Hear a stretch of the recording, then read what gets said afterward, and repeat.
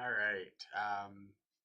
Thanks everyone for being patient. There was a bit of a streaming glitch on my end, but we've got it all sorted out, um, and I think we are good to go. I'm just going to double check that it's recording.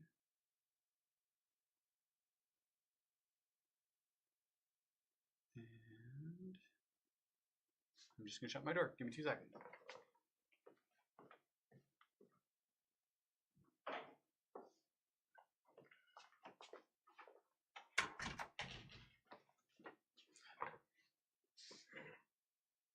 Okay.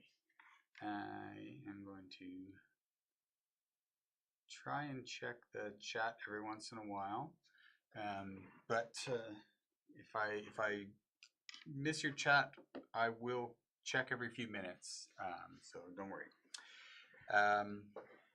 Yeah. Thanks for being here this afternoon on a Friday afternoon, on a holiday week especially.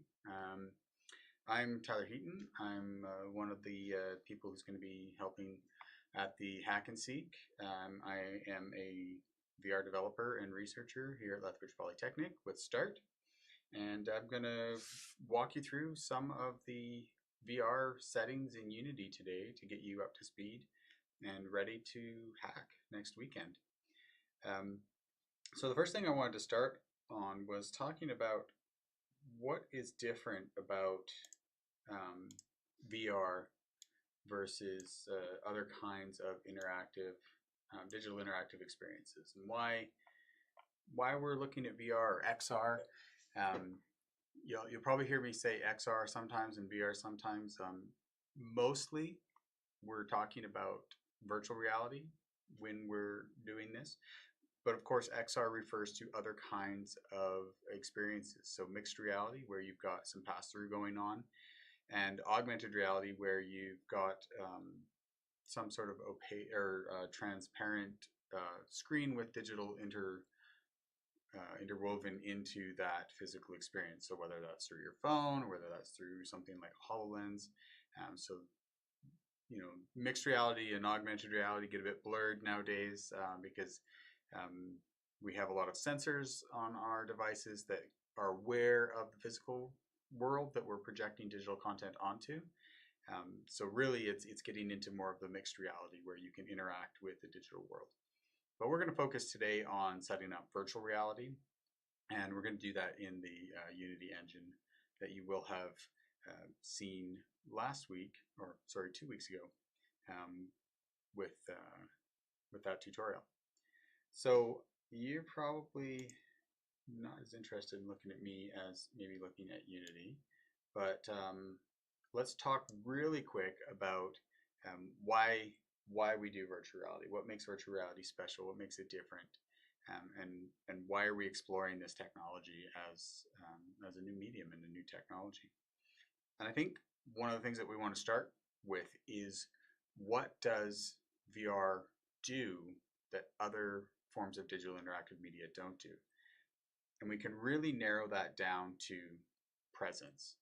This idea that you can be within a virtual environment, a virtual world, and you can interact with it. And so when we say interact, we're talking about embodied interaction. So being able to use controllers to manipulate objects, being able to use our hands, being able to move around within that environment. So that sense of presence creates a different kind of experience for interacting, for training, for gaming, for exercise, for all kinds of things that we can do within that virtual world.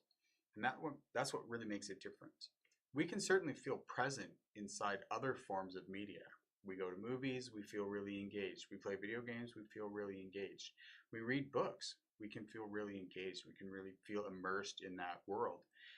But virtual reality brings embodiment into it. It allows us to physically interact with that digital world. And so that's one of those key affordances or properties of virtual reality that makes it different. And so we want to be thinking about that as you think about the design of your experience when you get here next week, when you start thinking about what kind of project you're going to do. And yeah, keep that in mind that we can embody that interaction. We can make it something really physical. So let's dive into Unity and let's take a look at how we set up our Unity environment for virtual reality, preparing it for virtual reality. So I've got the project here. This is what you're going to be able to pull down from GitHub. You should already have it, have the link for it, and be able to open it up in Unity. So I'm just going to pull up Hub for a second and talk about how you find that project, just as a quick review. So you can see that in Unity Hub, I already have the project here and open.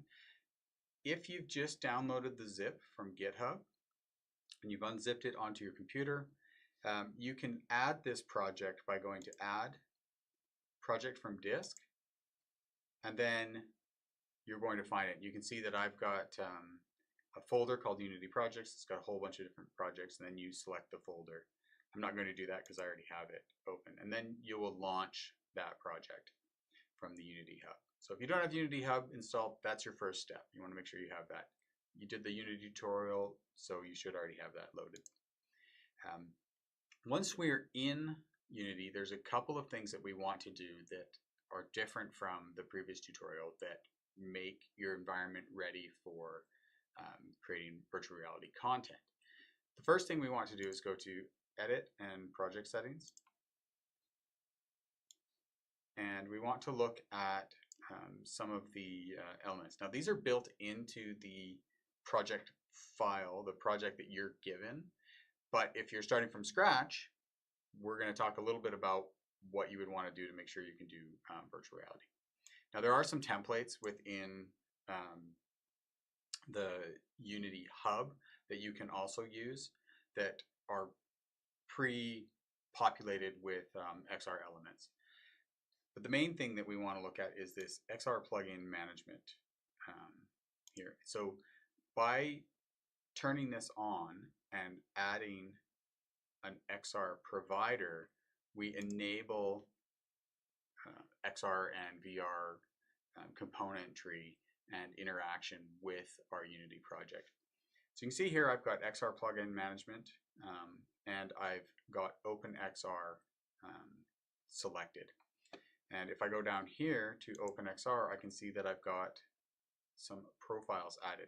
So when you first add a provider,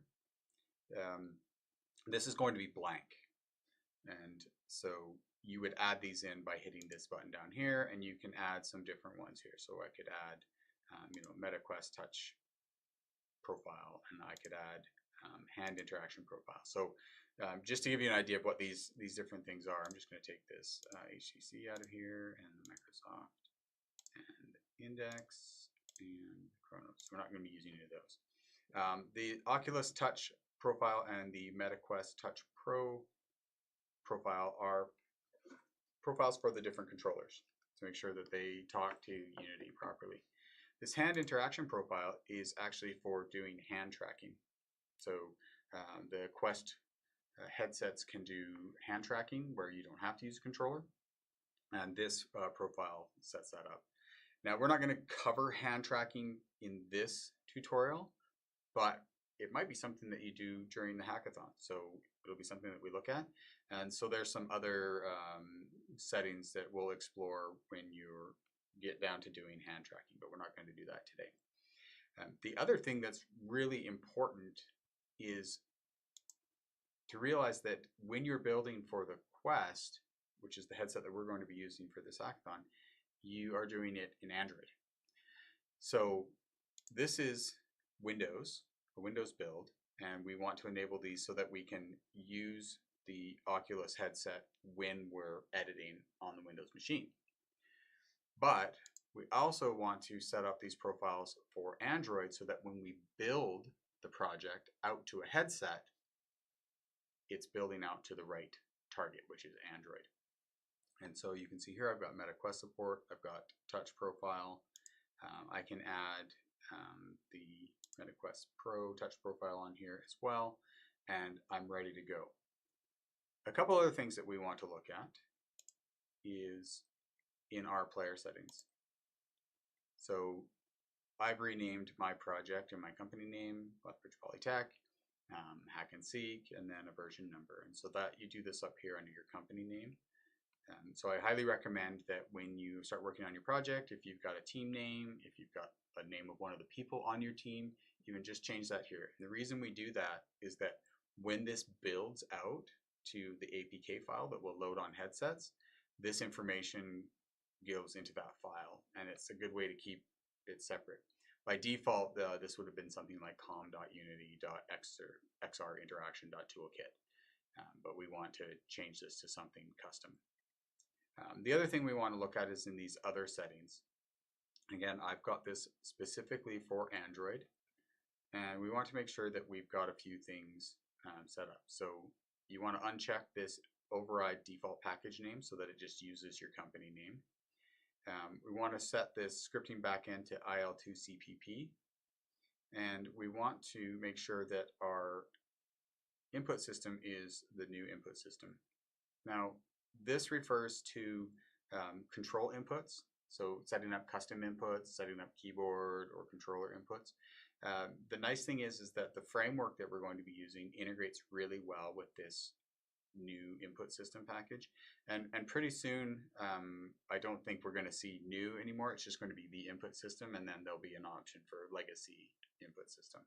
And you can drop down here and you can see that there's this input manager, input system in both. If you are doing any sort of development where you want to quickly add key presses and that sort of thing, you can use both. But once you start using the input system, the new input system, it's just a lot faster. So we want to make sure that that's selected.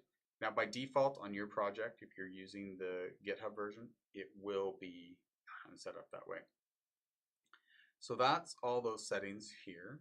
We're not going to get into publish settings. This is when you start pushing it out to the MetaQuest store. You have to set up some publish settings, but that's beyond the scope of this particular tutorial.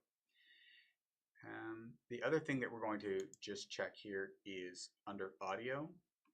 There's an option for a spatializer plugin and an ambisonic decoder plugin. We're going to talk a little bit more about audio towards the end of the tutorial today, but while we're in these settings, I'm just going to select Oculus Spatializer as the spatializer plugin. And what this does is it enables something called HRTF, which makes the audio, the spatialized audio, sound a little bit more natural. We'll leave it at that. If you're interested in audio at the hackathon, please let's have a conversation. We can go into a deep dive about what HRTF is and why it works for creating natural sound. But for today, we just want to make sure that we have that Oculus Spatializer checked. There are other spatializers out there. There's one from Google. There's some other ones that are privately available that you can download. This Oculus one comes with some of the Oculus tools, or the Meta tools that are installed, so we're going to use this one. All right, so that's all we need to do for player settings. The other thing that you're going to need to do is under build settings, we want to make sure that our build target is set to Android. Now this can take a little bit of time. Once you click this, it is going to take some time to convert everything over. And this just makes sure that all of the files and the whole system is ready to build to Android rather than building to an executable for your Windows machine or Mac or Linux. You can build virtual reality and augmented reality and mixed reality experiences on these other platforms like Mac and Linux. Some of the time you're going to have problems though is checking things live in the editor, like having a headset connected to your computer with Mac, because it doesn't support the Meta output. But you could still do things like build and run, and you can still use the simulator, the emulator. And so you can certainly develop on Mac and Linux in VR. In our lab, we're going to be using Windows, but we want to set this build target for Android because that's what we're going to be outputting to during the hack and seek. All right, so now we're in an empty Unity environment. I've just created this empty scene called VR Interaction so that we can look at some of the components that go into creating an XR experience. But before we do that, I actually want to take a quick tour of some of the demo scenes that are included with the XR interaction framework or the XR interaction toolkit. So what is a framework? What is XRI? So I'll keep talking about XRI. XRI is an interaction framework, and what that is a set of components that you download to your editor that interface with the controllers and the headsets and the hardware that you're going to work. It's like a layer in between your program and your hardware, where the framework can handle all of that I/O, so you don't have to custom write all of the I/O from scratch. And there are multiple frameworks out there. Meta has a framework that you can bring in. There's another framework called Ultimate XR. There's a very popular one called VRIF. And then there's some movement frameworks through the asset store like Hurricane that allow you to have certain kinds of interactions. So if you want something really physics-based, something like Hurricane would be one that you would use. XRI, or XR Interaction Toolkit, is the one that is provided by Unity. The nice thing about most of these frameworks is that they're free. There's no cost to them. You just download them through the asset store or through the package manager.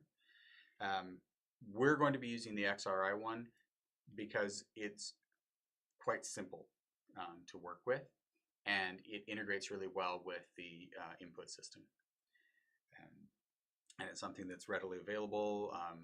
When you create a project from one of the VR templates or the XR templates, it'll have XRI.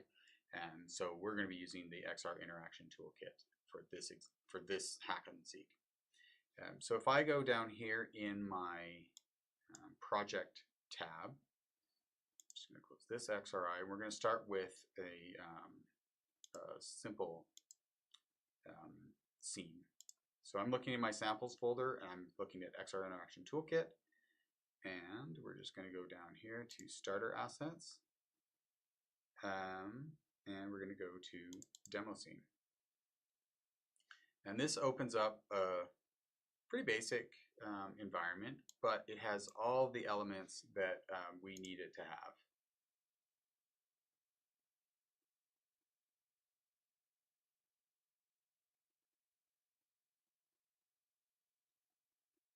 Sorry, just get some chat messages here.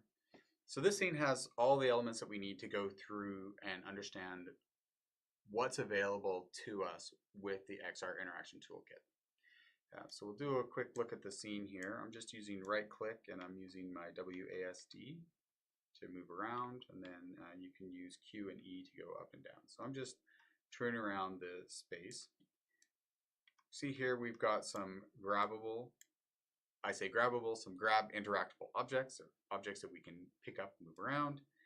We've got some buttons, some physical buttons that we can press. We've got some other grab interactables that are using far grab, and we'll talk about near and far and what the difference is there. We have a UI, a two-dimensional UI user interface that uses the Unity Canvas component. And then over here we have some climbing interactions that allow us to use things like ladders and rock climbing holds and make them so that we can grab them, but then we can also move our rig up and down in the environment. Speaking of our rig, this is one of the key components of the XR Interaction Toolkit is our XR Origin or our XR rig. And this is a game object with some nested objects inside of it that have all the components that we need in order to create VR experiences.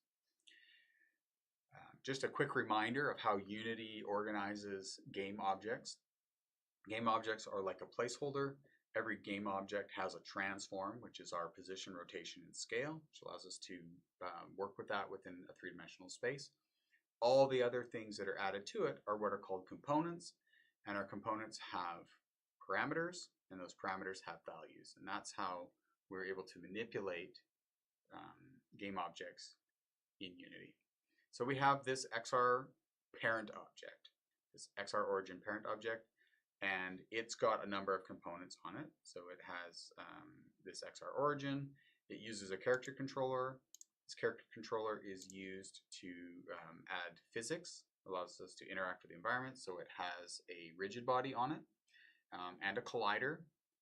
And so colliders keep us from falling through the floor, keep us from walking through things. And then it has some other settings for things like slope. So how steep of a slope can we walk up? And those sorts of things, our skin width and our overall height of our capsule. So basically what this isn't showing us is there's a capsule collider wrapped around this with this component. That's, imagine you're standing inside of a capsule and it's got like a round base, and that allows us to walk around in the environment. So that's our character controller. We've got this input action manager. So I talked about the new input system.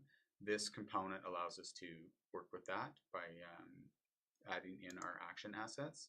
So there's this action asset, and we'll look at this a little bit further down the road in the tutorial today. So don't worry if you're not familiar with it, what an input action asset is, but this is where it goes. Yeah, and these other components, again, like we won't be touching these today, but they're definitely something to look at as you move into using XRI. And this gaze assistance, we'll look at it in one of the demo scenes. You'll see what the gaze assistance does. So that's that main object, and then within that object we have a whole bunch of other objects. So we have our main camera. So you'll notice that this Unity scene doesn't have a main camera in it because that main camera moves over to our XR rig. Because we're going to be moving around with our controllers, and we want that camera to be sort of where our head is and attached to that input from the headset. And so we move the main camera over there. We have our left controller and a right controller and these teleport origins that allow us to move around. And then we also have our locomotion settings. And these locomotion settings allow us to choose between the different kinds of locomotion in VR, and we'll come back to that in a moment. And then the rest of these are, we have our interaction manager. This allows, this will come in automatically when you bring in an origin, and this allows the system to talk to the plugin manager. And then we have an event system, and this is just how Unity handles different kinds of events. You can see here that it's looking at the XR input module. So when we trigger events on our UI and we trigger other kinds of events, this gets handled by the event system. Our environment, and we have some very specific examples in this environment. So what I'm going to do is I'm going to jump into this and start it up, and then we'll do a quick walk around and see how it works and talk about some of these components.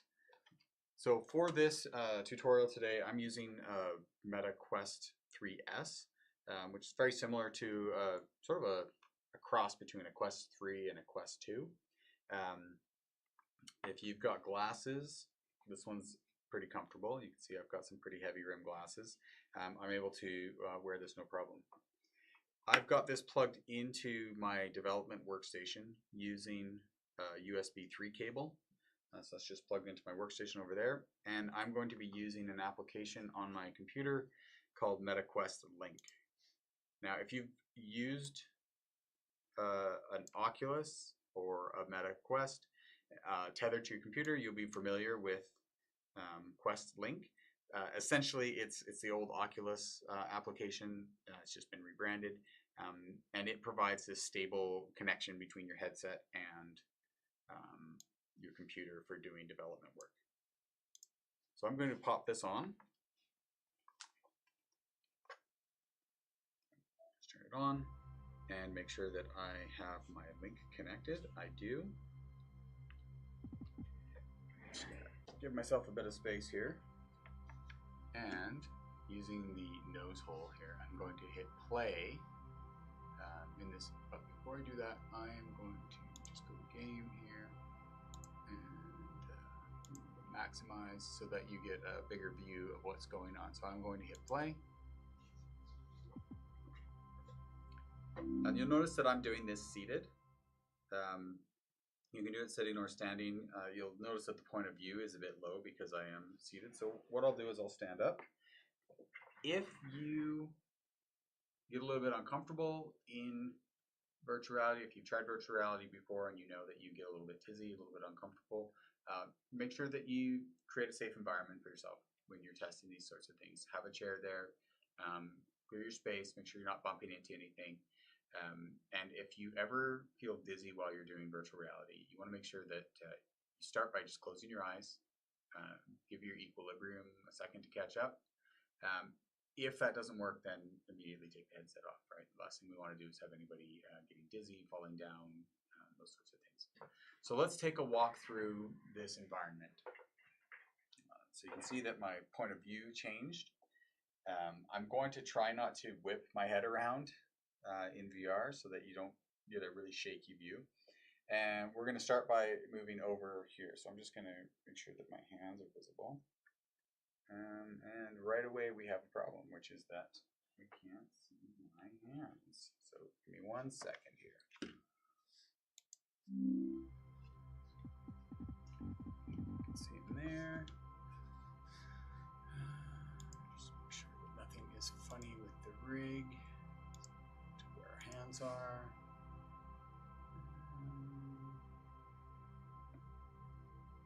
Everything's good there. Right hand. Everything's good there. We'll start it again.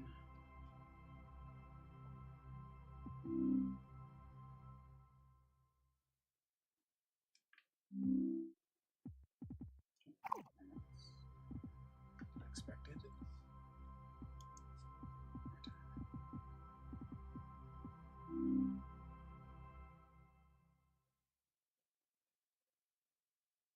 Okay. So, as you can see, the head is working just fine on this rig, and but the hands aren't showing up. So let's just troubleshoot for a second and see if we can figure out what's going on here.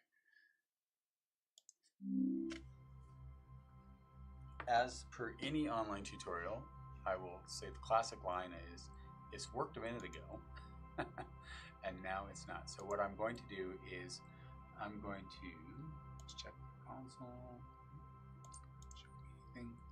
I'm going to get rid of this one and I'm going to drop in a prefab. Here, prefabs, XR origin, XR rig, and show everything is correct on this. And we'll try again.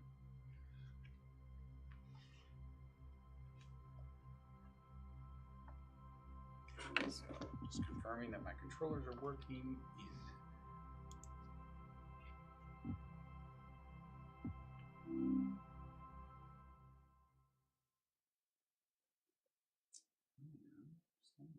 they're not working in here. So I'm going to check one other thing.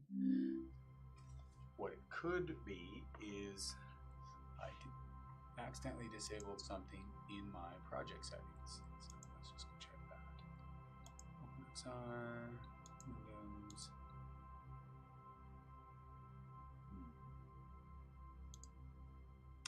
This shouldn't matter, but just throw some of these things back in. This one out. This one out. Looks like that is this problem.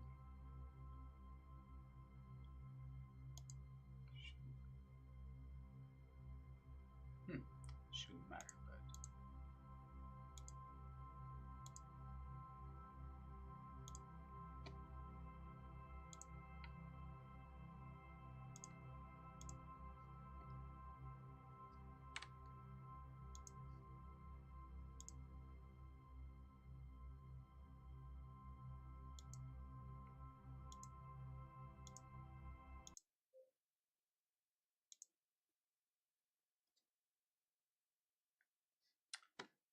try just jumping into a different scene for a second.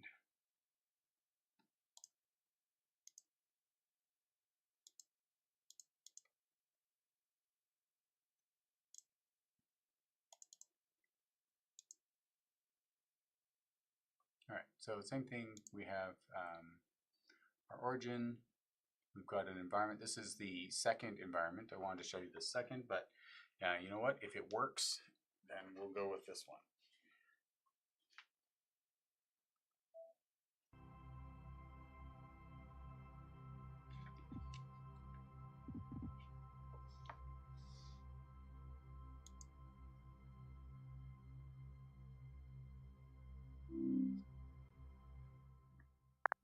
All right, so this one's working. You can see that I've got my hands, or controllers, representation, but this is my hand position. We'll go back to the other one in a moment. Most of what is in that one is in this one, so for sake of time, if we don't need to go back to that one, we won't. So let's talk a little bit about the different kinds of locomotion that you have inside of this VR experience. So I've got smooth locomotion, or what we call continuous movement, which means that if I push my controller thumbstick, I'm able to move around, and I can adjust that speed with this slider here. Just give myself a little bit of physical space so I don't touch my... Okay, so I'm just going to slow down my walk speed, or I could speed that up a ton and really zip around. And we'll look at later how we can create a custom button press that's like a run button, and it adjusts this move speed in real time. So I'm just going to put this back down to about 1.5, 1.6. So that's like a comfortable walk speed for me. The other kind of movement we have is what's called teleport. And so if I use the thumbstick on my right hand, see that I accidentally teleported there. Go back over here, back over here. So we can see this icon on the floor, and if we turn our thumbstick, we can see the direction. So this is your classic teleport.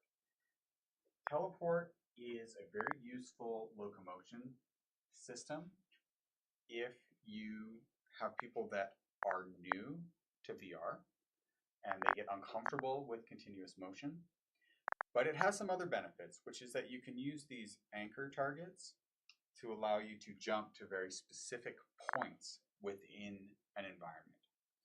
And the advantage to that is that you can move people exactly where you need them. So in this scene, we can see that there are these tutorial points within the environment. We want somebody to land exactly in that spot, so teleport is a good way to do that. We can turn that on and off, and I'll show you when we set up a basic scene right from scratch, and we'll go from there. The other thing that's really important to note is that being able to move your direction. So if you are using this without the anchors, that's a nice option. We have some options here where we can change our turn style. So I'm using right now what's called a snap turn. So if you watch, if I turn my right hand thumbstick left to right, I will snap. This is snapping 45 degrees. We can change that to 90 degrees.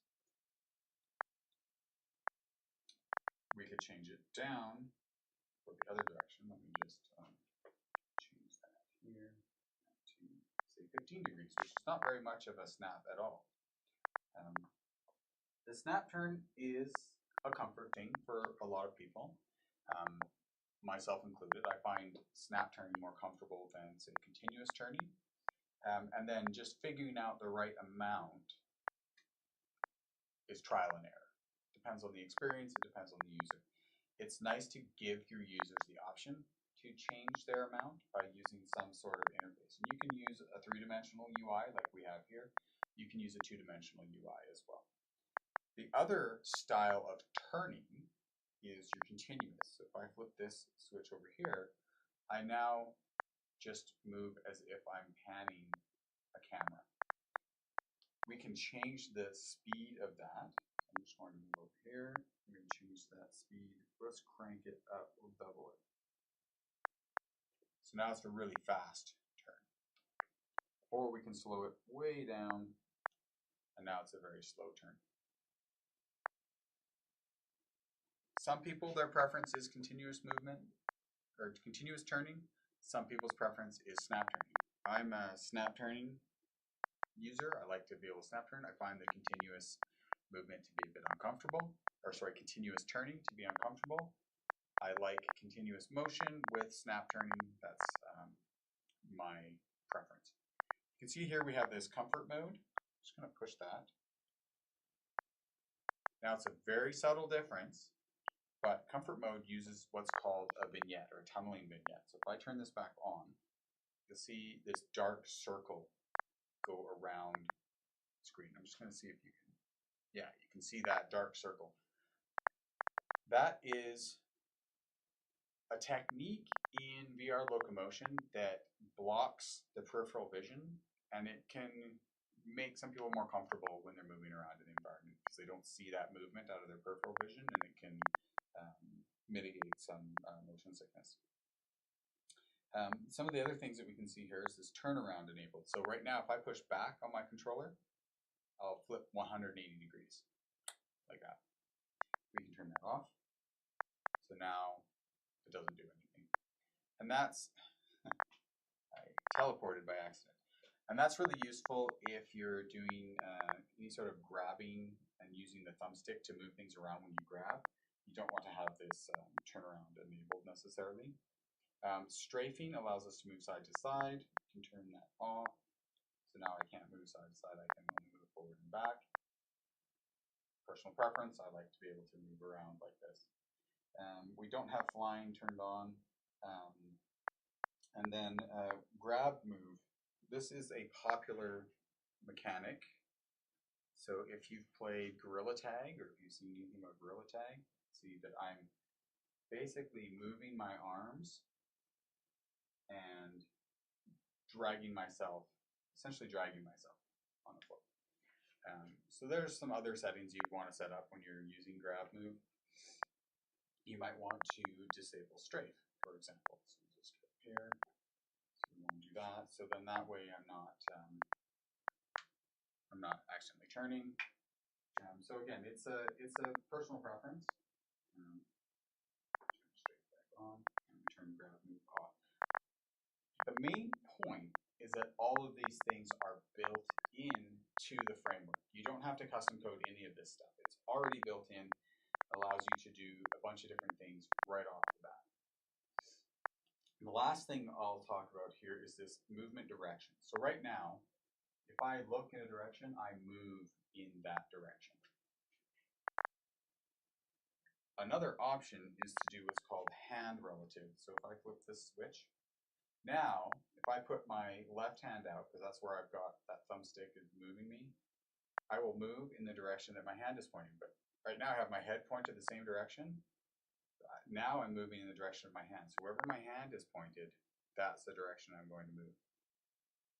This has its place, right? Depending on what kind of experience you're creating, you might want to have the ability to move opposite from the direction that you're looking. It can be uncomfortable for some users, so you want to experiment with it with your players and see what they find comfortable or uncomfortable. So that's locomotion. We've got our movement and we've got our turning, and some different options for doing that. And I'll show you in a moment when we look at the components themselves where we can change some of these settings in the editor. And you can certainly have an interface like this that can change some of those settings at the beginning of your experience. And we can literally just pull this out of this environment, drop it into your environment, and have these same options. So let's talk about interactable objects. So we'll go to this first station here, and we'll look at some of these interactable objects. So if I walk up to these, I can pick them up.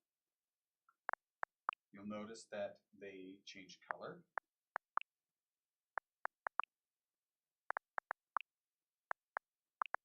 I also noticed that they grab in different spots depending on where I'm picking them up. Sometimes they might grab in the same spot. So these cubes, for example, grab in the middle of the object, whereas the torus grabs on the edge, and I can move it around.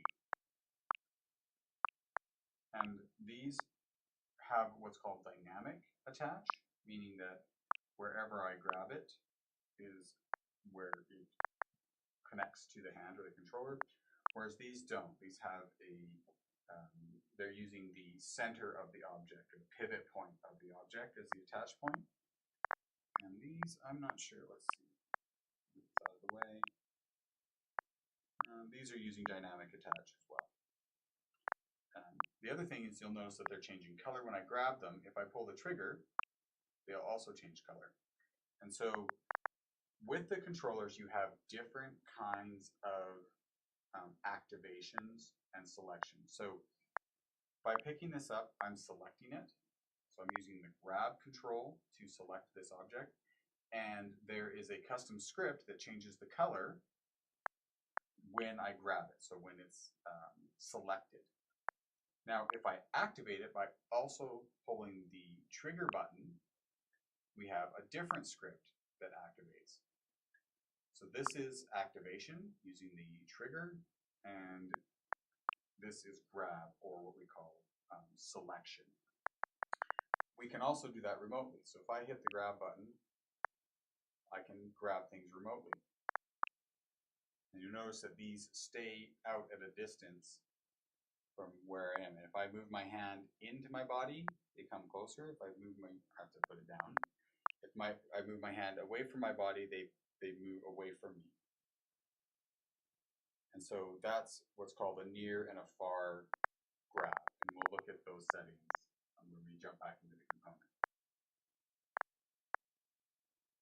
So looking at our next object, this is again just showing that activation and selection. You'll also notice a subtle color change, and this is us doing a hover over this object. It goes from the blue to kind of that gray color, and then when we grab it, it turns orange, and when we pull the trigger, it turns red.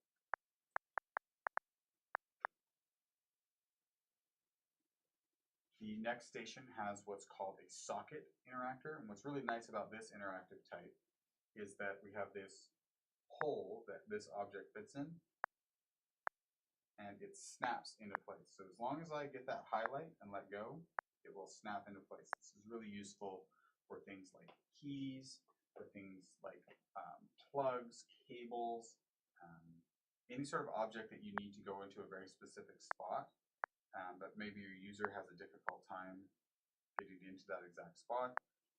Really good for things like three-dimensional inventory systems. So if you're using a bag or a belt, you can use these socket interactors to snap things on. So you can imagine I've got a belt down here, and I'd be able to snap those in. So that's a socket interactor. Over here we have gaze. So gaze interaction uses the headset's head position, so the head position of the rig, to basically draw an invisible line out from the center of the headset, and it goes onto these objects. You can see that as long as I keep on there, it does something. This one allows me to assist. Basically, it's telling me that's something I can grab. This one makes it so that I can grab the object.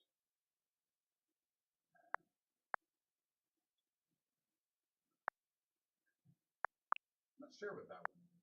Let's see what it is. Only accept hover from gaze interactors via target filter. Oh, I see. Okay. So what that means is you notice between these two, if I hover my controller over them, they change color, but this last one, it doesn't unless I'm looking at it, and then it will change color. So this is really useful for indicating objects that you can pick up, indicating objects that you can interact with, or important objects in your environment as a way to cue people. You'll notice that that gaze interaction also triggered the button that jumped us to the next spot, which is kind of fun. This is focusing. So if I click on this, you'll notice that it changed color, and then if I push a button, it'll do something, and I can change the focus. So that's focus, or target focus, and we can make a change there, and these are also interactable These do not have gravity on them. So if I try and throw it, it doesn't do anything. It just is what's called kinematic, and it just stays in space. And I'll show you those settings on the grab interactors. Grab interactables. To make sure that I use the right words here. Your controller is the interactor. The object is the interactable. So we want to make sure that we're using that correctly. Our 2D UI is over here. So here we have a two-dimensional user interface. All the same elements that you would have with a mouse and keyboard type interface. We have our toggles.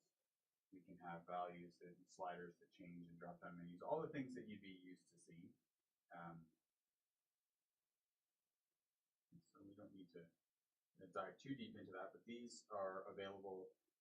But this is what's called a world space canvas. So what makes this different from a regular Unity game experience is that this has a physical location in space with you. And so you have to resize it and position it like you would another game object, and then you can start putting your UI elements into it. Screen space, you can't use screen space the same way when you're doing VR as you can with a regular screen-based or two-dimensional game experience or program experience. So we use this, what's called a world space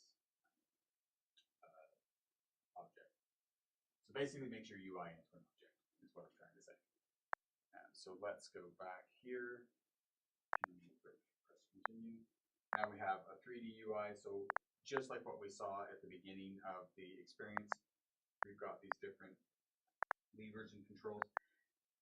And when we started the day, we talked about what is the advantage of using virtual reality. Why would we bother using virtual reality? And what is cool about it is that we can physically interact with these things.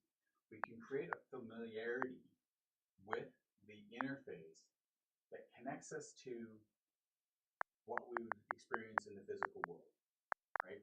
If you've ever played a game in an arcade, if you've ever used a machine, maybe driven a tractor, this is going to be a very familiar interaction to you.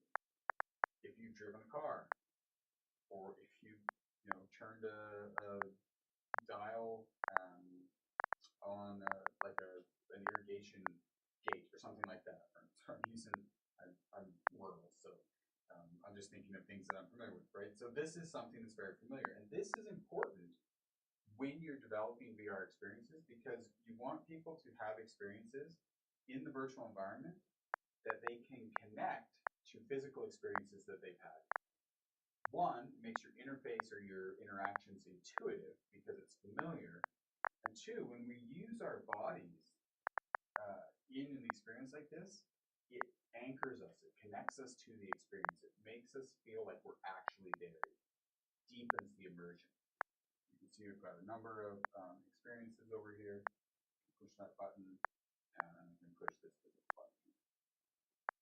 So that's a three-dimensional interface. These are all objects with colliders and rigid bodies and all those things that we would put on a game object that allows us to interact with the environment. The cool thing is these are all prefabs. You don't have to build any of these if you want to create a three-dimensional interface. You can pull these prefabs out and then give them different settings based on what you need them to do. Okay.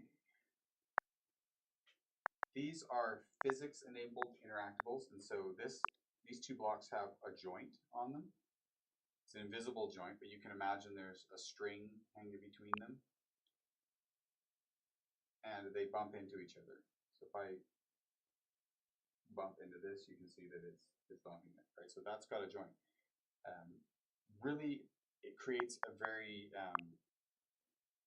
powerful user experience when you have things like joints, because again, it simulates that physical interaction that we're so familiar with in the physical world. This has some hinges on it, so it can swing. This is useful for things like doors, cupboards, those sorts of things. And the last thing we have here is our climbing. So I talked a little bit before about climbing. So I can grab and climb, you can see that on this there is a activation script that's changing the color of those rungs so that I know when I'm grabbing it and I'm letting go. It's also using sound. And then we've got these rock climbing holds over here so I can kind of move around. So if you're doing any sort of climbing mechanics, these are really useful, and I can just let go and move away. So that's climbing. So that's a tour around the basic interactables. Let's look at a few of the other things that are in this environment. So we've got some more interactive type experience. So I can grab this water. That's audio feedback from that. If I pour it, we get a result. So that's an object triggering a function on this object, which creates an animation. So we can link those two together. We've got this hammer here. What happens if I hit the pig? Right? So what we're doing is we are triggering a prefab change. So we've got one object, and when this collides, it triggers another object.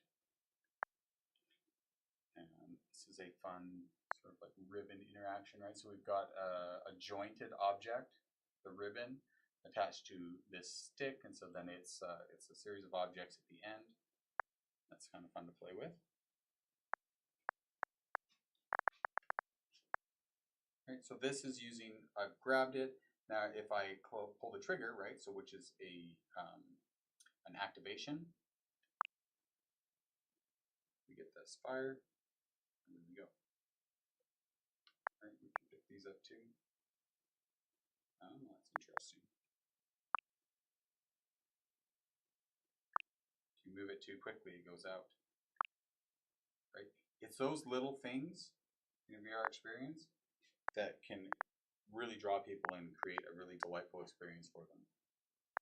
Here we have just a little ball launcher, right? It plays a sound when we pull the trigger, and we've got a little physics projectile that's a prefab. We can change the values on that prefab so you maybe get a little bit more speed out of it. This is a single attachment point grab interactor, and here we have another one. You can see that it's got a little bit more speed coming out of that, or velocity.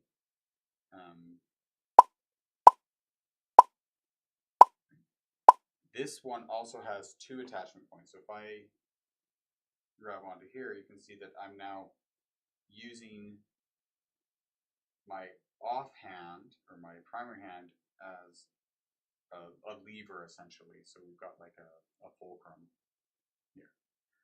So it allows us to have two attachment points. We can see that that snaps automatically to the grip.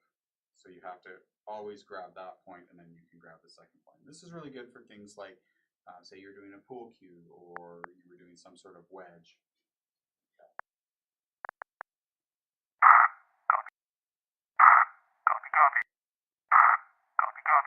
I don't know if you can hear that in the stream, but that's spatialized audio. We'll play around with that a little bit later. And this is using the socket interactors. So we can see that we're snapping into this grid. You can see that sort of blue outline, and then it snaps in and we've got it in place. So that's a tour of this environment. This scene is built into the Unity experience. I'm just going to shut this down, and then we'll look at the components in the Unity environment.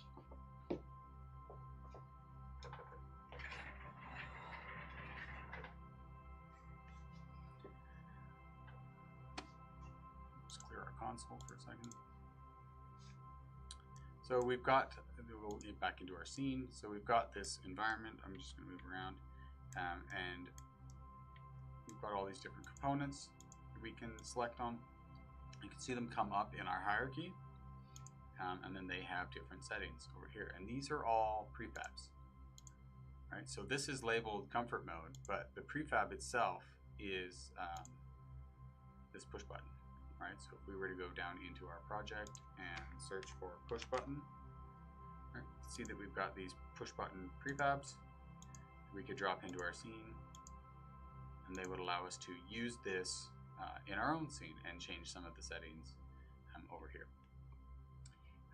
Push buttons, as an example, use different kinds of events, and so it allows us to attach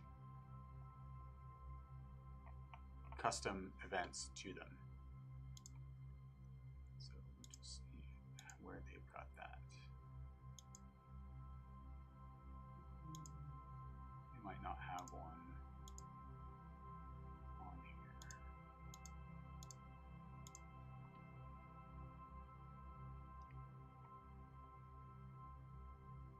Interesting. Looks like they don't have an event. They're using this differently.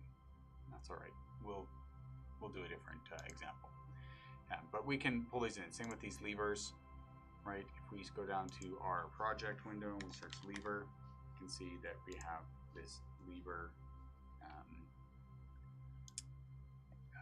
prefab. So there's the model, and then there's the prefab. So the prefab will have all the XR stuff on it, and the model is just the 3D model itself. So we want to make sure that we're using the prefab when we pull it into a scene.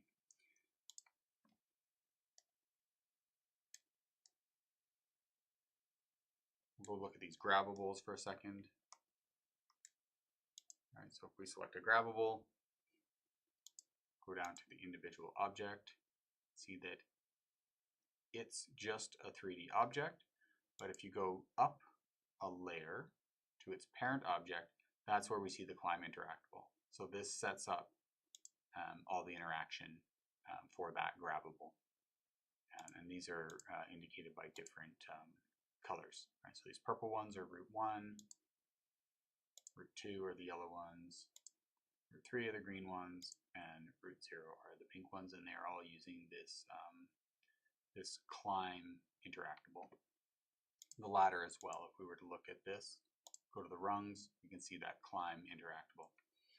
And the reason I'm highlighting these things is so that you can see how easy it is to work with the things that are built into XRI, that you don't have to go and build yourself. And other frameworks share a lot of these similar componentry. You know, VRIF, for example, would have elements for climbing and flying and grabbing and those sorts of things. So they're all built in to make it so you don't have to build this stuff from scratch, which is great if you want to do rapid prototyping, you want to capture an idea, test out an idea without having to do a whole bunch of programming. So let's see how we set all this up in our own scene.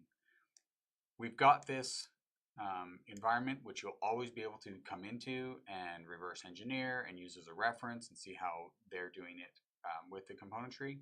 But we also want to build our own custom environments. So what I'm going to do is go into my project here, and I've got a scene in this VR tutorial called VR Interaction. We're just going to drop into that, and we're going to start from scratch.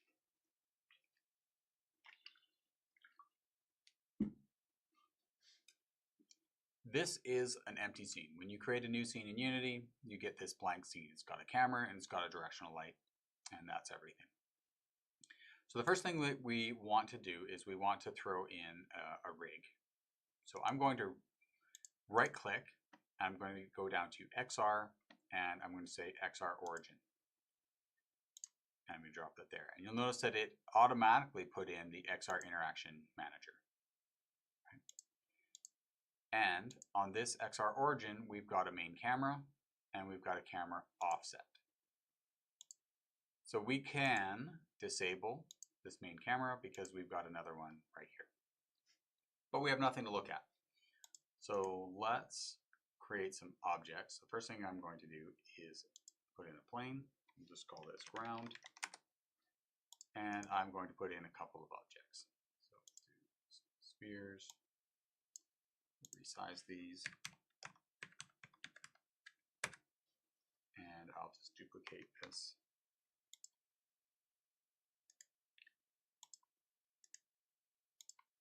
And we'll move it around. All right, So we've got some spheres. And if I went and tested this right now, we're just going to see how this origin links to our environment. So I'm going to put my headset back on, activate it. I'm just going to make sure that I am positioned in the right place. Go. And then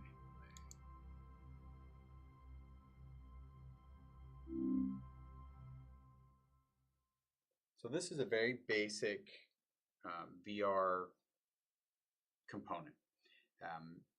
The one thing that you'll notice if you try this is that there's no movement. There's no hands. We don't see our hands. This just allows us to look around. So, depending on the type of experience you're developing, this might be what you want, to be able to just look around. If you say you're doing a walkthrough, or if you're doing a stationary experience where you've got a lot of animation or audio or something like that going. But not really useful if you want to do something a little bit more exciting, like running around or climbing or throwing things. So just turn that off for a second. So instead, what we want to use, so we'll get rid of this, we want to use the prefab from their starter assets. So we'll go down here to Samples, XR Interaction Toolkit, and we'll go down to Starter Assets and Prefabs. And here we see this XR Origin XR rig. So that's where you'll see the main difference, is if we right click here and we go to XR, we get VR. But with this, we get the XR Origin XR rig. So I'm going to drop that into my scene. This includes a bunch of different elements. So we've got locomotion system, camera offset. This camera offset has our hands. It has all of the interactors built into it. So we've got a near-far interactor, a teleport interactor, and a poke interactor. And we have something that represents the controller, so this controller visual. And so it is a more complete rig that allows us to fast forward into development. The one thing that I do want to do is I want to set the height. So I'm going to set this. If we look at our XR origin, we have this camera Y offset. So right now we can see that our XR origin is at right at the ground level. If I was to turn this on, I would essentially fall through the floor and start falling. And so I want to offset this up to match that 1.36144. Now I'm at the right height. And when I start the experience, I'll be standing in the environment and I'll be able to move around. Now, for the sake of time and just to speed up some of these explanations, we're going to do a few things before I jump back into the headset. So, main camera. This is your typical main camera. Nothing changes here. Left controller. We have several components that determine how we move around. And so if I expand this, you'll see our different interactors. But here we have our input action manager and some other components. But we're going to focus right on this input action manager. Smooth motion enabled. And so what that means is that we'll be able to use continuous motion to move around. If I open up our locomotion system, we've got turn, move, teleport, and climb. Grab move is disabled in this example. We look at move, we've got this dynamic move provider. So we used to have separate components. Now we've just got this dynamic move provider, which is really nice. This is where we set our speed, we enable strafe, use gravity. So you'll recognize these from the interface at the beginning of that other demo experience. These were all represented by dials and switches. They essentially access these parameters on the component. Turn, we've got enable turn around. So I talked about that 180 degree. This is where we would turn that off so that we don't get that. And then we have a continuous turn and a snap turn provider. If I want to change this, I can go back to my controller and I can say smooth turn enabled. Right? Now I'll actually enable that on the right hand. So we'll go smooth turn enabled. So now it won't use snap turning, it'll use smooth turning instead. But in our turn, continuous turn, this is where we would set the speed. So maybe we change this to be half the speed. Our movement, again, we can set that up here. So we can say smooth motion enabled. If we turn this off, we can only teleport. So if you are designing your experience and you're thinking about how do you want to set up your movement, you want to make that decision at the beginning. Do I want teleport? Do I want continuous motion? And this is where you would make that change. So let's set up teleporting as well. So we have this teleport provider, but we need to do a few other things to make teleporting work. So this ground element by default won't allow us to teleport. We can walk around on it because it has a mesh collider, so our rigid body and our character controller won't fall through the ground, but it won't allow us to teleport. If we tried to teleport right now, we wouldn't be able to move around. So I'm going to delete this, and I'm going to right click, go to XR, and I'm going to say teleportation area. This creates another plane, but it has this teleportation area component added to it. Now we can make any object we want. So just to show you how this is done, I'm going to right click, we'll go 3D object, go plane. So now we've got a plane again. Call this ground with teleport. And I'm going to go to add component, teleportation area. Now it's exactly the same. So these two are essentially the same. So all we're doing is adding this teleportation component, and this allows us to move around. But there's a couple of different things that we want to set on this to make sure that we can move around still. So the first thing is we want to do this interaction manager. So that's this component here. So we're going to drag and drop this. The other thing we want to do is interaction layer mask. We want to set this to also teleport. And then that way we can move around. And the last thing that we want to do, and I just can't remember if it is on this one. Ah, yes, so match directional input. So if you recall, when we were looking at that other component, there was the ability to rotate your position so that when you landed your teleport, you were already facing a direction. That's where we would do this. If you check this box here. So now when we teleport, we can change our position using the thumbstick before we move. And the last piece we want to do is grab our locomotion teleportation and drop that in here. So now we've got our teleportation provider, we've got our interaction manager, and we're going to change the way we move. So I've changed a few things. I'm just going to quickly go over them. So on our move, on our turn, we've disabled turn around, but we've left turn left and right. On our left controller, we have left smooth motion enabled, so we'll actually be able to do both. And we've turned on smooth turn. Now I'm only leaving this on so that I can demonstrate that it works, and then I'm going to immediately turn it off because I'm a snap turn person. All right, so let's check this out and see how it works.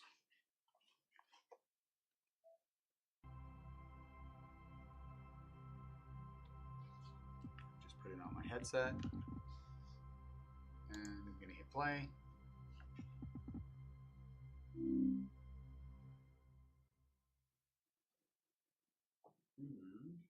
Something is not right. I'm falling. Okay, so let's figure that out.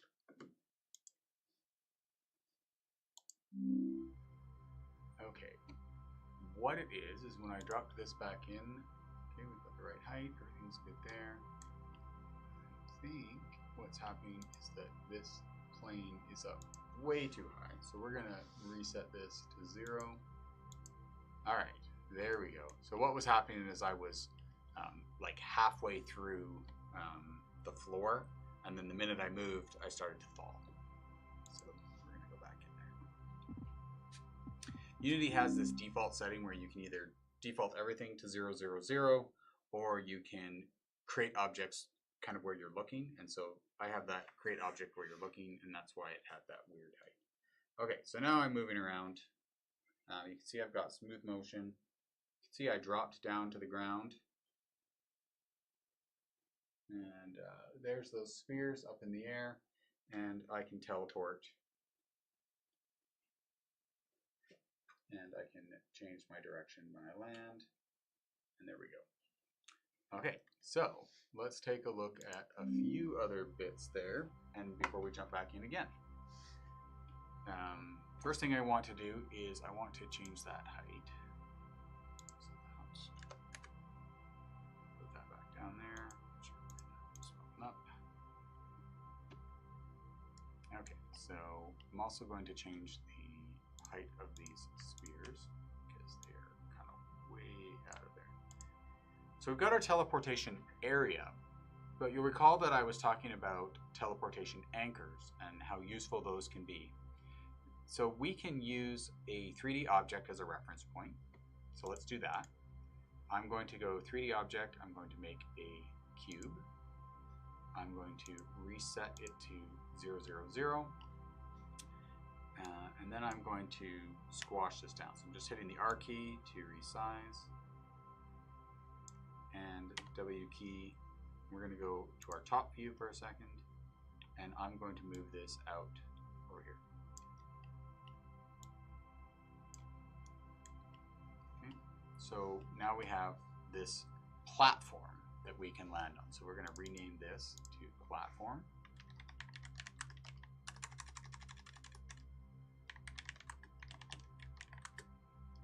Teleport, target. And I'm going to add a component to it. And this is going to be teleportation anchor. Has many of the same elements that we see in the teleportation area. But what this does is it narrows it to a specific shape. So wherever this collider is, that's where you can land. So I'm going to duplicate this just to show you the difference. So I'll duplicate this, move it over, and I'm going to say, just call this one platform. And we'll take this component off. Okay. We're going to add the interaction manager. We're going to add the teleportation provider, and we're going to match direction. And we're going to change this to have the right layer mask so that we can stand on it. This one doesn't have it, this one does. So when we go into our Unity scene again, just going to pop my headset back on. Oh, I'm going to do one thing before I do that. You recall, what do I not like? I don't like smooth turning. All right, let me turn that off. Okay.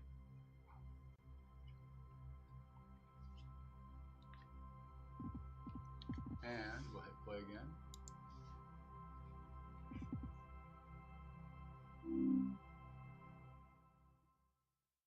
All right, so now I'm on the platform. I've got snap turn enabled. The spheres are back closer to the ground, and now I've got these two platforms out here. So if I line up this raycast, or this line renderer, you can see that the platform on the right I can land on, the platform on the left I can't. There we go. All right, so there's enough, it's a small enough gap that I can get through there.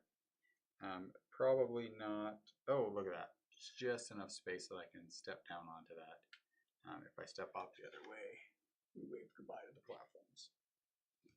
All right, so that is a teleport anchor, or teleport target, we would call it.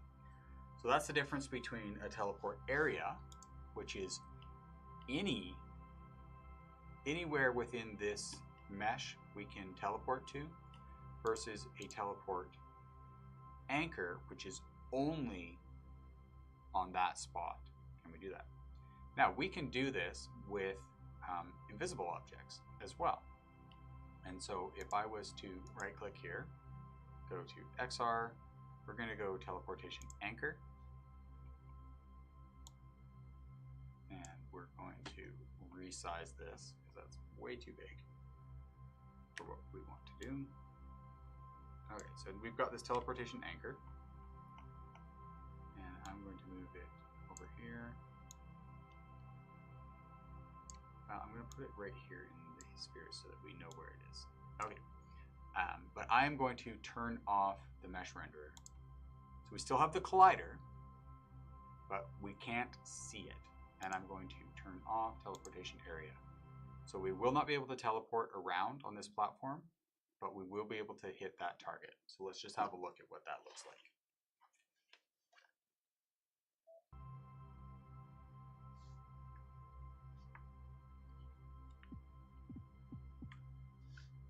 Play.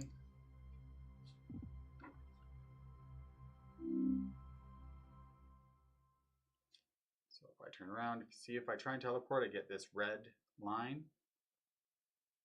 Somewhere in here I've got that hidden. It might be below, yeah, it might be below the layout ground. Let me just pull that up. So we can, let's stop this. I'll show you a trick. If you're new to Unity, you can go into your scene while you're also, I suspect that this is just not somewhere where we can see it. All right.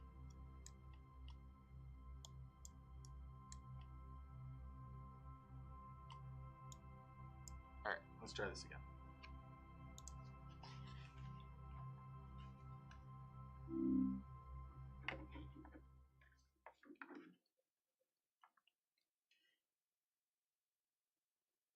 Yeah, it doesn't seem to want to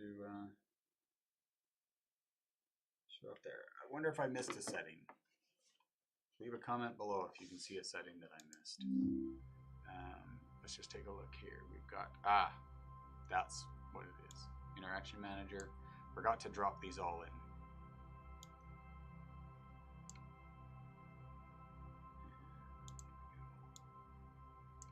So I dropped in that anchor, but I forgot to set up the teleportation componentry properly.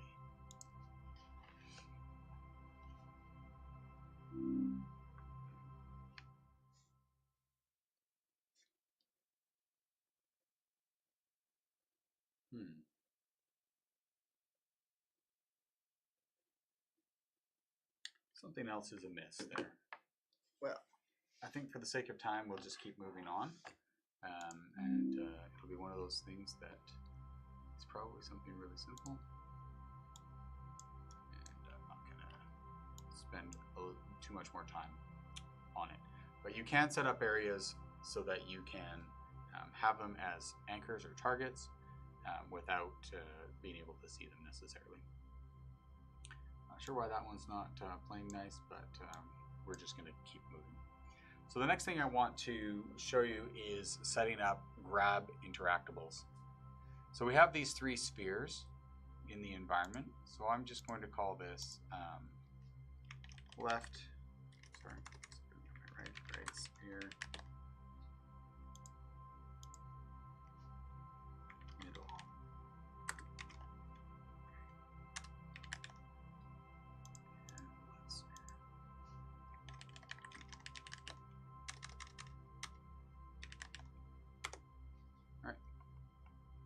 So on our right sphere, let's set this up as a grab interactable. So what we need to do is we need to add component, and we're going to go grab, and we see this XR grab interactable.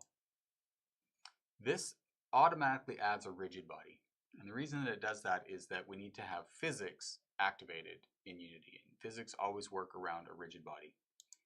By default, the rigid body wants to use gravity. So if we were to turn this on right now, that ball would drop to the platform below it. So we're going to turn that off for a moment. And we're going to leave all these other things just fine. And then we're going to look at this grab interactable. So again, we want to throw in our interaction manager. And then we want to look at some of these other settings. The main one we want to look at is this far attach mode. if you recall, when I was in the demo scene, some of the objects we were grabbing from a distance using that line renderer from the controller. You can set up an object to behave differently depending on how you've got the near and far set. So if I put this one to near, and then I'm going to copy this component, come here,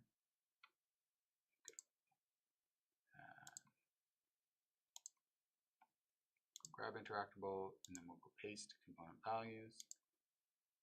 And I want to set this one to far. We'll see the difference. And then this one, I'm going to also add that component, grab interactable, paste these values, and we'll leave this one set to defer to interactor. So there's going to be a difference between how these three behave. We also want to turn gravity off on each one of them because that rigid body wants to have gravity. But what I will do is on this one, I will leave force gravity on detach, and I'll leave these two floating. So let's jump in and we'll see how these three different grabbables behave.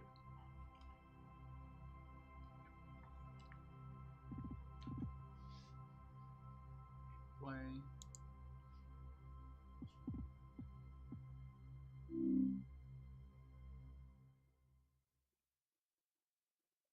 Okay, so I have three different objects. If I grab this one, the interactor, which is the controller, is set to far, meaning that I'm just going to continue to keep that as a distance. If I push my hand out, it'll fly away from me. If I pull my hand in, it'll get closer. And if I let go, it drops to the ground. This one is also set to far, but there's no gravity. So it's just going to keep flying. If I throw it out there, it's just going to take that velocity and fly forever. This one will snap to my hand because I've got it set to near, like that. So that's the difference between near and far grabbing. If I've got this one, I'll just let that float out there for a second. And I grab that again, it's going to snap back to my hand. I've got both hands set the same. Now, what's cool is that because we can change this based on the interactor as well, you can change your hands or your controllers to behave differently. So let's go to our origin. We'll look at our controllers, and we will move down here. Let me just see, where is that? All right, here we go, near far interactor. So we're going to open up our controller, and we're going to look at our near far interactor, and we want to see how is it going to attach. So let's leave our left hand at far, but we're going to set our right hand to near, and then you'll see how these different objects behave. I'm just going to move them closer together. So keep in mind, so what we did is we just set our interactor to have a different near-far attachment type, and then we've set our objects to allow them to read. So this one will defer to the interactor, meaning it will do whatever the hands are set up to do. This one will default to far, and this one will default to near. So turn the headset on so we can see what this looks like.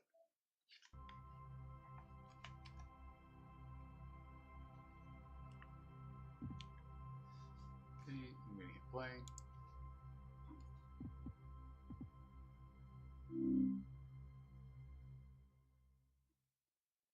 Alright, so now I have my three spheres. So this one, doesn't matter how I've got my hand set up, it is defaulting to far. There's nothing I can do to change that. This one is going to snap, to either hand. But if you remember, right hand was set to near. Oh, my gravity made that fall through the ground. Let's just turn this off for a second. We'll turn the gravity off on that object and then restart it. Go to our rigid body. Throw. Let's say force gravity on detach. We'll turn that off. Okay. Go back in. So this one is far if I use my left hand, but near if I use my right hand. And so that allows us to create different kinds of tools in our VR experience that will behave differently depending on which hand we're using. Okay. The other thing we could do, which is kind of outside of the scope of today, but certainly something that we can explore, is that we can access this parameter on the component and change it at runtime. So you could have maybe a tool in your tool belt that does something that, like a gravity screwdriver or something like that, that when you point it at something, you can move it around remotely, or maybe you have a tractor beam and you can pull it in towards you. You can set that dynamically on the object, or you can set a parameter, change it on the controller, depending on what object is in your hand. And so we can change those things dynamically. So let's take a look at how we can add functions to our objects as well. So I'm going to do this with a basic event. So I'm going to take this middle sphere and I'm going to add an audio source. I'm going to spell that right. An audio source, you can think of it like a stereo. It's the speaker and the player at the same time. So we open this up. We have the audio clip, which is our sound file that we're going to play.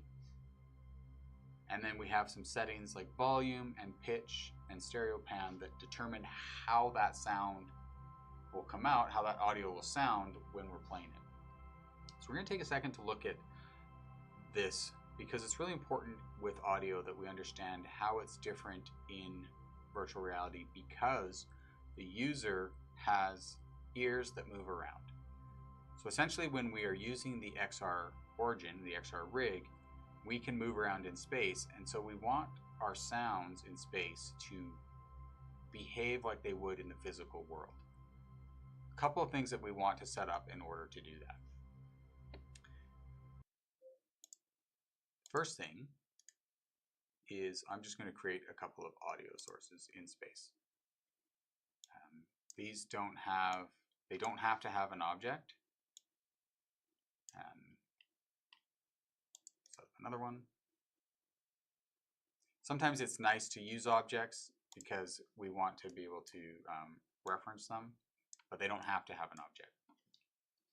Then I'm going to grab some sounds. So I'm just going to go to this audio folder.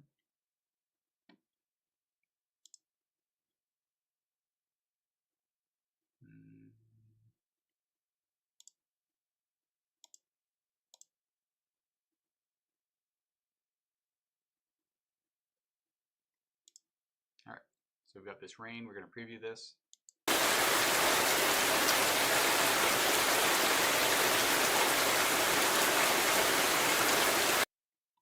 Now, I don't hear that on my end, but I think you hear it on your end. I think it's just because of the way I have the headset set.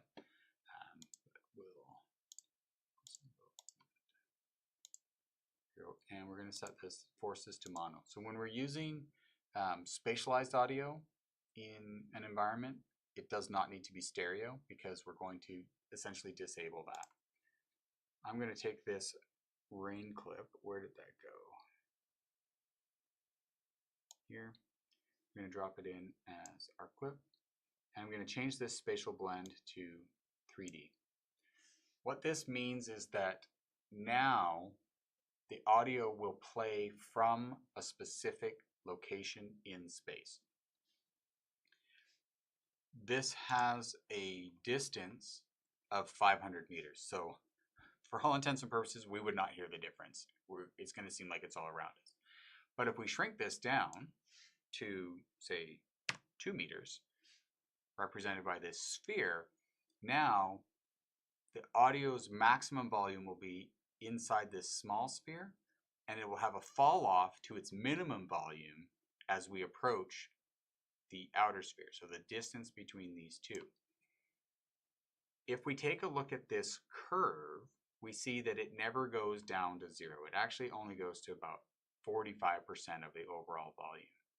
This is called the logarithmic roll-off. And what that means is that, like many sounds in the natural environment, it takes a while or a longer distance before we don't hear it at all. So think about like an air conditioning unit on a house that's running, or a loud truck that's running in a parking lot. You would have to walk quite a large distance before you wouldn't hear any sound from that at all. So these roll-off curves allow us to simulate how sound behaves in a physical environment. If we use a linear roll-off, we notice that this goes from full volume down to 0 volume, basically meaning that from this inner sphere to the outer sphere, we're going to experience that roll-off, that change in volume. And once we're outside of that sphere, we won't hear it at all. Completely cuts the sound off. This isn't very natural, but it's useful for certain kinds of sounds in our environment. So we're going to leave this one like that, and we're going to go to our other audio source, and we're also going to make this 3D, but we're going to have a logarithmic curve so you can hear the difference. And I just need a different one. We'll use this fireworks. Why not? Set that to mono. Set it back to DCM. It's all good. Okay. All right, so now we've got two sounds. Sound on the left is only going to be able to be heard when we walk inside that sphere, whereas this one we'll be able to hear no matter where we are. So I'm just going to turn the volume down a little bit because I don't know how loud that's going to be. All right, so I'm also going to space this out a little bit more so we can really hear that difference. All right, so let's jump in, and hopefully you're going to be able to hear this. I'll monitor the stream output so we can make sure that you can hear this.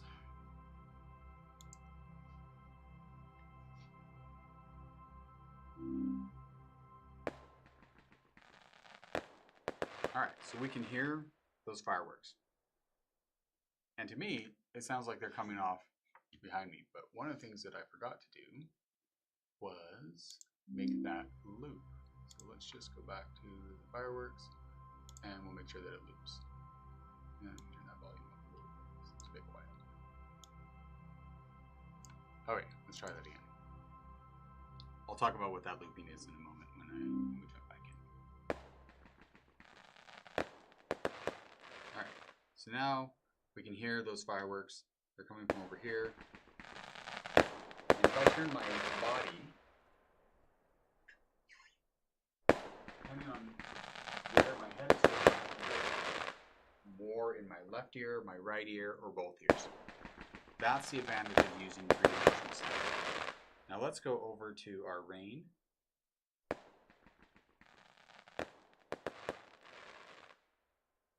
Somewhere over here. You know what? I probably forgot to turn the loop on. All right. Yes, we want that to play on awake, and we want it to loop, and we want linear roll off. There we go. Okay. One more time. Little things that you always have to remember to do.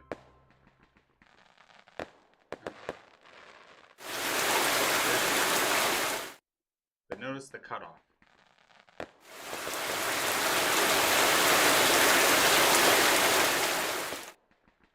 So when we get outside of that sphere, we hear nothing. We get inside the sphere, we can hear some audio. So let's just change some of that. So I'm going to shrink this full volume quite small, and I'm going to make this a bit bigger.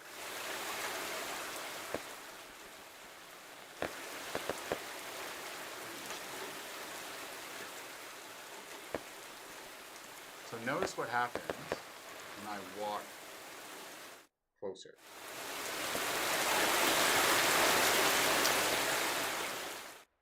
So that's the roll-off. So what's happening is it's following a curve from quietest to loudest, with the loudest being in the center and the quietest being out here. And it's this space in between that we're experiencing that roll-off.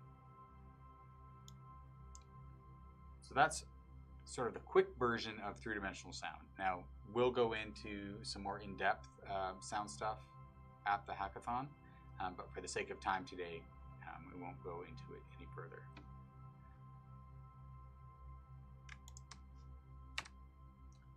But we do need an audio source on this object because we need it to play a sound when we grab it. So I'm going to select a different sound, and we'll go to Indiana Jones Punch. That's a fun one. Okay, so we're going to go to our middle sphere. We're going to grab this Indiana Jones Punch, and we're going to drop it on there. And we're going to uncheck play on awake because we don't want this to play. We do not want it to loop. And for the sake of this grabbable, it doesn't matter if it is 3D sound or 2D sound, because when you're really close to an object that's making sound, it's very hard to localize where that sound is coming from. But if you recall the megaphone in the demo scene, it did have it. So just for the sake of that, we're going to make this so that we can hear it on either side of us if we move that around. Okay. So now we've got an audio source. We're going to go to this grab interactable. We're going to go down to these interactable events. And we're going to say on activate. So that's this event right here. So we're going to add an event. We're going to drag this object. When we drag a game object, the event gives us access to everything that is publicly available on that object. Publicly available in Unity means that in the script, or the C# script that's written, that the function, the variable, the value is open to be accessed anywhere. So if we go to this function, we can see that we have this audio source. Excuse me, and you can see that it has all of these different parameters that we can access. The one that we want is what's called play one shot. So what this means is it's going to play a sound, and then if we click the activate again, it'll keep playing out the sound. If we just go to play, what it will do is it will access the audio source and will play the clip that's in here. So let's have a listen.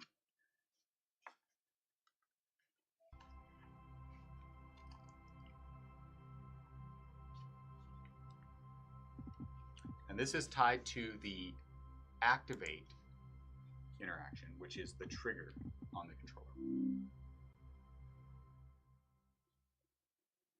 Okay, so if I walk over to this and I grab it and I pull the trigger,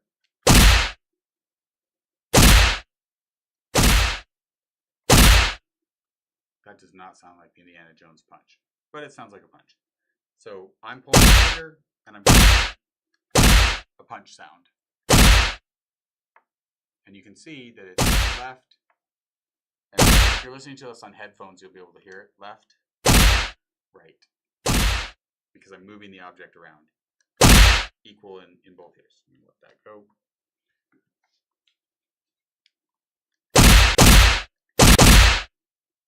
Yeah, that sound is not really obvious to hear the difference between play and play one shot. The difference between play and play one shot is that when you use the play function, it will essentially interrupt a sound that is playing. So let's see if we can find a longer sound.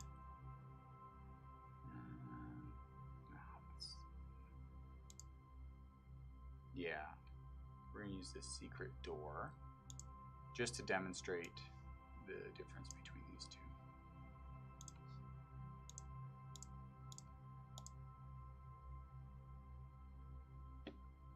And I'm going to turn that down because I have a feeling that's going to be a bit loud. Okay. So right now this is set to play.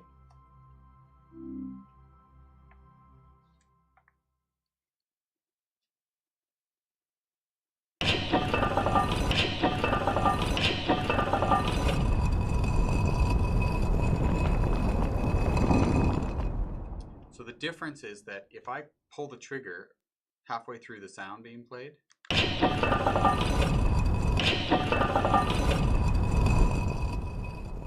it resets the sound. Now, if I change that to play one shot,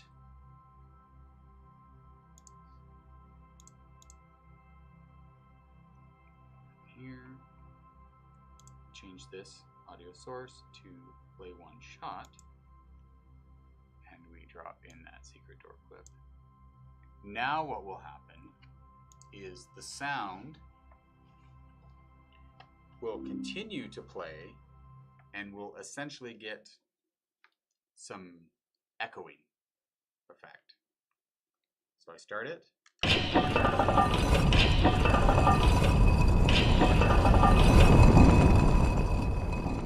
So it will overlap. It'll play multiple times from the same audio source. That's the difference between play, one shot, and play.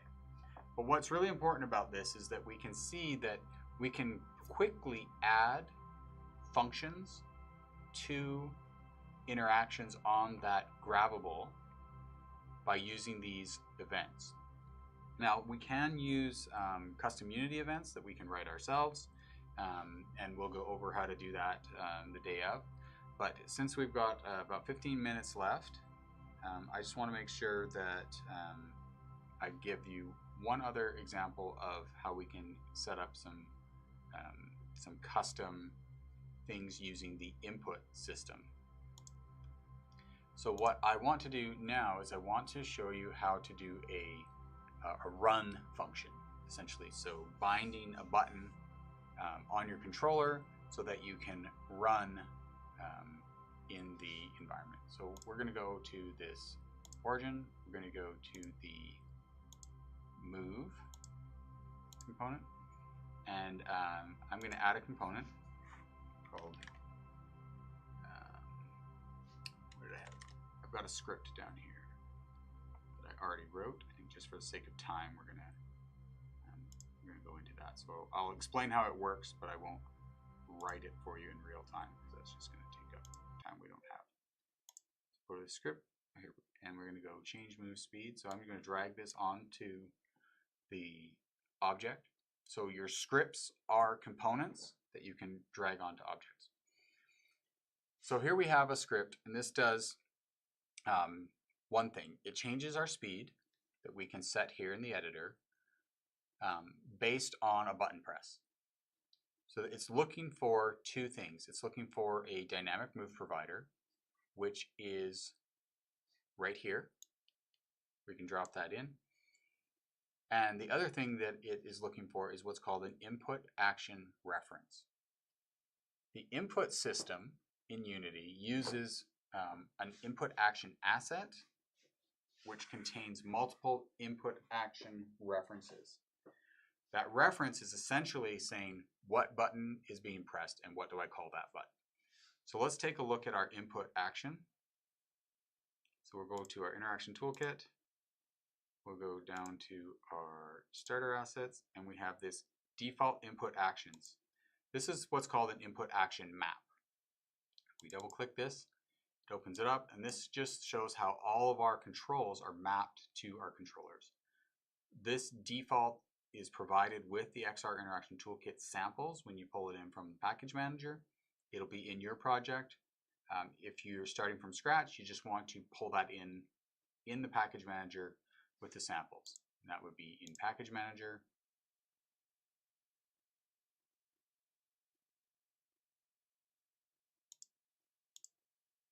here we have the input XR interaction toolkit. Under samples, we would want to pull in these starter assets, right? And that will have our input action list in it. So if we look at our right hand locomotion, I have created a button called toggle run. And that looks like this. So we can create a new action. We can say toggle crouch, for example, which would be kind of irrelevant because in VR we just actually crouch. But for the sake of demonstration, we have this toggle crouch, and we can open it up and we have a binding. And in this case, our type is button, but we can have other kinds of types, right? We can have values, we can have pass-through, and then this can be an axis. So this has like an X and a Y, or an X or a Z, or like a negative and a positive, as an example. So I'm just going to delete this, and we'll look at this run. So this run is set up as a button, and the binding is the primary button, which is the A button on the controller, the XR controller. And we set up that binding over here by just going down to XR controller, XR right hand, and setting that up. Where is that? Here we go. Right, so we go to primary button, and there it is. So that's how we set up that binding. So binding is essentially attaching a function to a specific hardware button. And the input system is controller agnostic, meaning that it sets up an in-between layer so that you can set multiple actions to, or a single action to multiple buttons. So depending on which controller type you were using, you can still access that function. So I'm going to hit Save Asset. And we're going to look at this script again, but I need to expand this. So if I expand down here, we can see we have all of our references, our action references. That's these little circles with the lightning in them. And we're going to be looking for the right hand, what do we call that? Toggle run. So I'm going to go back to my move. So it's looking for an input action reference. Unity only lets you populate public fields with the type that is attached to that field. So I'm going to grab this toggle run. I'm going to drop it in here. And I'm going to then set a value for my run speed of 4. So this is a float. And then I'm going to set the default speed to 1. So we'll really be able to see the difference. So now what's going to happen is when I hold down that button, it's going to increase my run speed to 4. So I'll demonstrate it in action, and then I'll show you how we set that up.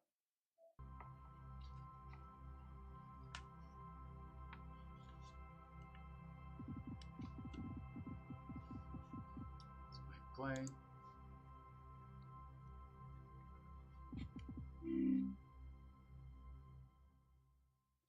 All right, so you can see I'm walking pretty slow, kind of like a slow walk. And then if I hold down the A button on my controller, I can run a lot faster. So we'll walk slow, and then it's just acting as a toggle to be able to move faster. That's a really simple example, but one that is very useful because often in XR experiences and VR experiences, you'll have some difference between movement speed, depending on the nature of the experience that you're creating. So how does this work? Well, this works by writing a custom script. So I'm just going to double click on this, and you'll see that it opens up. I'm using Visual Studio Community. And so here we have the script. It's doing 2 references to namespaces up here.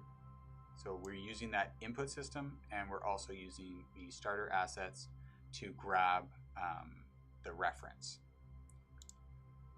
Down in the script, we need to have that public input action reference. So that's our right locomotion, that's our button press, our primary button press. We're activating it here, we're referencing it here. The other thing is that it needs a reference to the dynamic move provider, and that's why it has this starter assets namespace, is we need access to that dynamic move provider. Then we're setting two values. We're going to store the default speed value from the dynamic move provider as a float, and then we're going to set our own float value, which is run speed, and because we have it public, we can set it in the editor versus having to set it in code every time. When the application starts, we're going to grab that default speed and we're going to store it. So we have that default speed, which is a float. We're going to grab it and we're going to store that here, and that's that value of 1. And then we have on update, we're going to call a function and input that run speed value. All right, so this is a high-level view of how we set functions and call functions in script. But if you've done a bit of programming, you'll be familiar with some of this. Basically, what I wanted to show you was how to look for those components and how to change values in them. So we have this movement.moveSpeed equals speed. So essentially, we're saying take the dynamic move provider, take its move speed value, which is this value right here of move speed, and we're going to change it to this float value of speed. This is called an argument, and so we take that speed value so that when we call it, we can input this custom float value right here, which we set in the editor.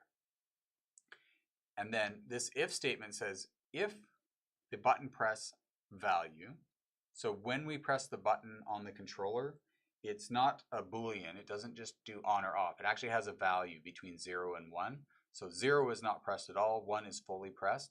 So we're basically saying if the value, which is this read value right here, which is a float, is greater than 0.5, execute this function with this run speed value. So change the speed and use the run speed value of 4. If it doesn't get anything, just set it back to default speed. So this is why we had to store that default speed, because we needed that reference at the beginning so that it knew what to set it back to. So that's how we set up a simple change move speed script. This script is not included with your default program or default project, but it takes a couple minutes to write it. And if you do want to use something like this, we can set it up and it'll be really easy to do. So that's a really quick overview of all of these different elements of the XR interaction toolkit. There's a lot of things that we didn't dive into from a custom standpoint, in that we didn't set it up in the tutorial. So things like the color changing on the interactables and those sorts of things. So we just did playing a basic sound, changing our run speed, setting up our teleportation. These are the basics. These are the foundational elements of any VR experience. You want to know how you're going to move. You want to know what kind of area you're going to move in. You want to be able to set up your ambient audio. You want to be able to set up grabbables and interactables. This is going to set the foundation for all of the other things that you can do. So once you start to think about what kind of dynamic environment am I going to have?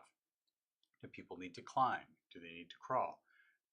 Do things need to happen when objects bump into each other? Am I going to throw things? Am I going to catch things? All those sorts of elements you can start thinking about, and that's all built into the XR Interaction Toolkit. So you have access to all the components, the functions, the parameters that will allow you to build that kind of experience without having to write a whole bunch of custom code. In many cases, it's as simple as using a Unity event in order to trigger a custom function. and we're writing those custom functions in a script that we're attaching to the object. The thing you want to think about as you're planning and as we start our planning phase next Friday is what kinds of interactions am I going to have? And how does that make it a compelling experience? How do I make my environment more engaging? One of the things we didn't talk about was lighting, but I know that you've done that in the other tutorial. But you want to think about your lighting. In VR, your lighting is very similar to any other sort of first-person, third-person 2D game. It changes the way the environment feels. You can turn lights on and off. We can attach lights to an object, as an example. We didn't get a chance to do that today, but if you're interested in having something like a flashlight, we can turn lights on and off in real time. So you can do those sorts of functions. You can use lighting to create that realistic environment. We can use sound to create a realistic environment. We can use movement to create a realistic experience. And we want to drive those experiences through using our body as the interactor. So these controllers are an extension of our hands, but think about them also as an extension of our arms. The headset is an extension of your eyes, but also an extension of your head, right? And all of this is connected to where you are positioned in space. So those things all come together to create a very engaging embodied experience. And that's critical to having a memorable VR experience. Now I say that knowing that that can be positively memorable or negatively memorable. So one of the things that we want to also learn as we're going is, how fast do you want people to move? Continuous motion versus snap turning. Continuous turn versus snap turning. Movement speed. You never want to take control of the camera. So remember, the camera is essentially the player's head. And so you never want to take control of that and move that without the player giving some sort of movement input, because that can cause a lot of motion sickness. So these are these little nuances of that embodied experience that we will learn and explore as we go through the hack and seek. So I'm really excited to have everybody come this year. We're looking forward to having you being here next week. And we hope that you can use this as a reference along with some of the resources that we're going to provide for you as a place to get started in developing virtual reality using the Unity game engine and using the MetaQuest headset. So we'll see you next week, and take care.